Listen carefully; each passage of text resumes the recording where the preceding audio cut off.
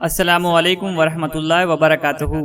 ناظرین اکرام، آج کی اس ویڈیو میں ہم آپ کو بتانے والے ہیں کہ تراویح کو تراویح کیوں کہا جاتا ہے اور تراویح جماعت کے ساتھ کب پڑھی گئی، اور یہ کہ تراویح 8 رکعت پڑھنی ہے یا 20 رکعت۔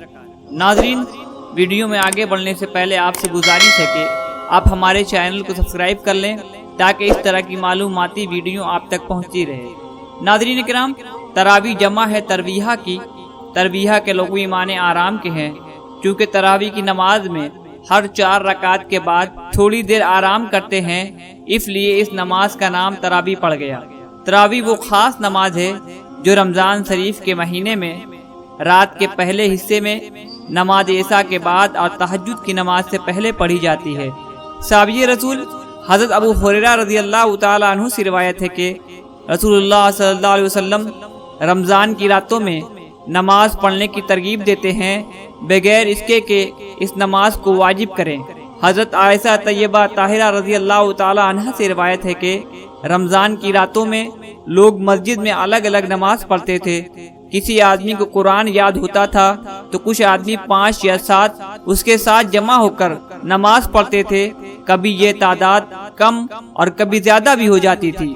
حضرت عائشہ رضی اللہ تعالیٰ عنہ ہی کی روایت میں ایک دوسری جگہ مذکور ہے کہ رسول اللہ صلی اللہ علیہ وسلم نے مجھے حکم دیا کہ میں آپ کے لیے حجرے کے دروازے پر ایک چٹائی کھڑی کر دوں۔ جب میں نے ایسا کر دیا تو آپ صلی اللہ علیہ وسلم بعد نماز عشاء باہر آئے، مسجد کے لوگ آپ کے ساتھ جمع ہو گئے، آپ نے ان سب کی امامت فرمائی۔ تیسری روایت حضرت ابو ذر غفاری رضی اللہ تعالیٰ عنہ کی ہے۔ آپ فرماتے ہیں ہم نے رسول اللہ صلی اللہ علیہ وسلم کے ساتھ روزے رکھے، لیکن آپ صلی اللہ علیہ وسلم نے رمضان کی راتوں میں ہماری امامت نہیں فرمائی، لیکن جب 7 راتیں بچ رہیں تو آپ صلی اللہ علیہ وسلم نے 23ویں رات کو 1 تہائی رات تک ہمیں نماز پڑھائی، پھر 24ویں رات کو قیام باجماعت نہیں کیا، 25ویں رات کو پھر آدھی رات تک نماز پڑھائی، 26ویں رات کو پھر قیام باجماعت نہیں کیا۔ میں نے آپ صلی اللہ علیہ وسلم سے عرض کیا، یا رسول اللہ صلی اللہ علیہ وسلم، اگر ان باقی دنوں میں بھی ہم لوگوں کو یہ سعادت نصیب ہوتی رہے تو اچھا ہے۔ آپ صلی اللہ علیہ وسلم نے ارشاد فرمایا کہ جو آدمی امام کے ساتھ تھوڑا بھی قیام کرے اس کو پوری رات کے قیام کا ثواب حاصل ہوتا ہے۔ پھر جب 27ویں رات آئی تو آپ صلی اللہ علیہ وسلم نے اپنے اہل و عیال کو جمع کیا، دوسرے لوگ بھی جمع ہو گئے، پھر آپ صلی اللہ علیہ وسلم نے قیام فرمایا، اور یہ قیام اتنا طویل تھا کہ ہمیں سحری کا وقت گزر جانے کا خوف ہوا چلا۔ ناظرین، ان تمام احادیث سے یہ بات ثابت ہوئی کہ آپ صلی اللہ علیہ وسلم نے تراویح کی نماز پڑھنے کا حکم دیا، رغبت دلائی، اور یہ بھی کہ نماز تراویح کی امامت فرمائی، لیکن جماعت و امامت پر مداومت نہ کی، اور اس میں یہ مصلحت پوشیدہ تھی کہ کہیں خداوند قدوس اس نماز تراویح کو مسلمانوں پر فرض نہ کر دے۔ چنانچہ ایک دوسری روایت میں ہے کہ جب تراویح کی نماز کا چرچا مدینہ میں عام ہوا، یعنی مسلمانوں کو جب یہ معلوم ہوا کہ خود جناب رسول کریم صلی اللہ علیہ وسلم تراویح کی نماز بجماعت پڑھا رہے ہیں، تو لوگ بڑی تعداد میں مسجد میں جمع ہو گئے اور رات گئے تک رسول اللہ صلی اللہ علیہ وسلم کا انتظار کیا۔ انتظار کی گھڑی طویل ہو گئی تو بعض لوگوں نے کھانس کھانس کر اپنی موجودگی کا اظہار کیا۔ کچھ لوگوں کے دل میں جب یہ خیال گزرا کہ شاید رسول اللہ صلی اللہ علیہ وسلم سو گئے ہیں تو الصلاۃ الصلاۃ کی صدا بلند کی، لیکن یہ ساری کوششیں بیکار ہوئی اور آپ باہر نہ نکلے نماز صبح کے لیے۔ جب آپ صلی اللہ علیہ وسلم تشریف لائے تو ارشاد فرمایا، رات تم لوگوں کے جمع ہونے کی خبر مجھے ہے، اور جو کچھ تم لوگوں نے کیا اسے میں جانتا ہوں، لیکن میں ڈرا کہ کہیں رات کی نماز تراویح تم پر فرض نہ کر دی جائے اور پھر تم یہ مزید بار اٹھانے سے عاجز نہ رہ جاؤ، اس لیے میں باہر نہ نکلا۔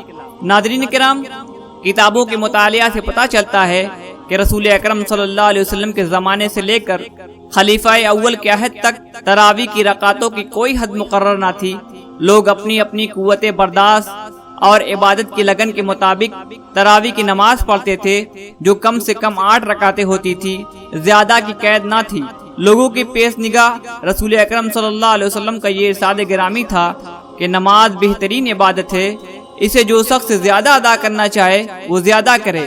बहकी ने बारवायत इब्न अब्बास एक हदीस बयान की है कि हुजूर सल्लल्लाहु अलैहि वसल्लम रमजानुल मुबारक में वितर के अलावा 20 रकात पढ़ा करते थे। बाद हजरात ने हजरत जाबिर की रवायत के रसूल अकरम सल्लल्लाहु अलैहि वसल्लम ने रमजान में हमारे साथ 8 रकातें पढ़ी और फिर इसके बाद वितर अदा किया कि रोशनी में तरावी की 8 रकातें मुतय्यन की। लेकिन इस रवायत से सिर्फ ये साबित हुआ कि आपने हजरत जाबिर रज़ी अल्लाह ताला अन्हु के साथ 8 रकातों की इमामत फरमाई।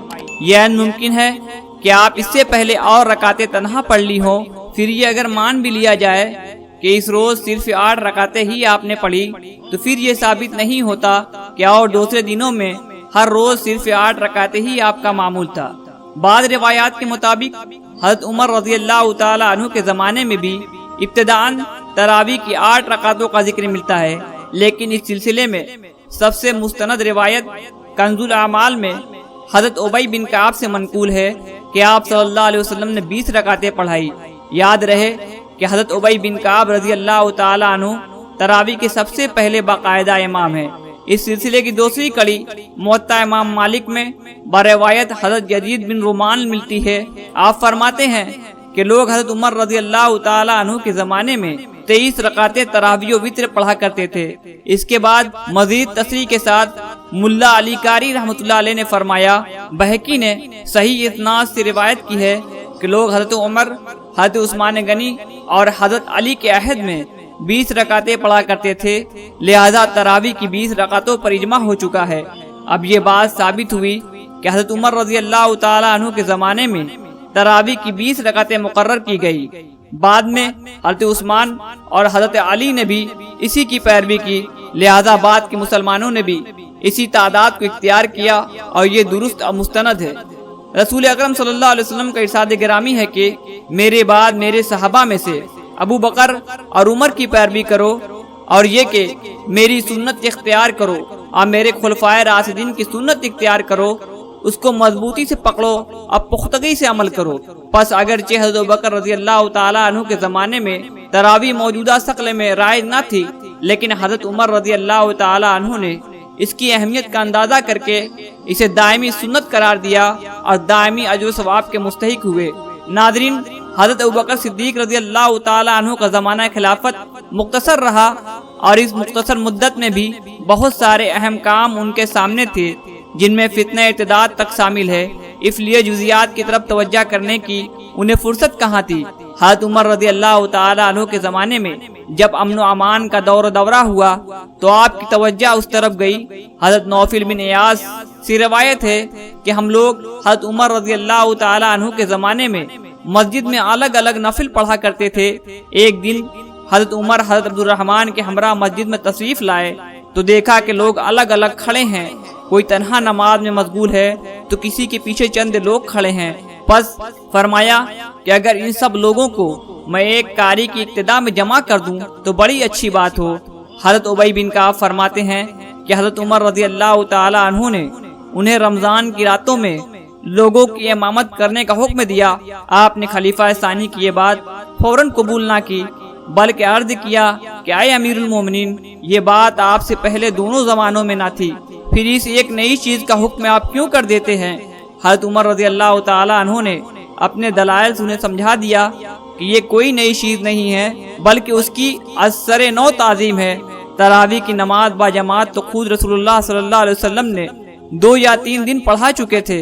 इसलिए हज़रत उबई बिन काब की समझ में ये बात आ गई और जब उनका कल्ब इत्मुतमईन हो गया तो मस्जिद नबवी में तरावी की इमामत शुरू कर दी और फिर ये सिलसिला जारी और सारी हो गया। नाज़रीन किराम, उम्मीद है कि आपको आज की हमारी ये वीडियो पसंद आई होगी।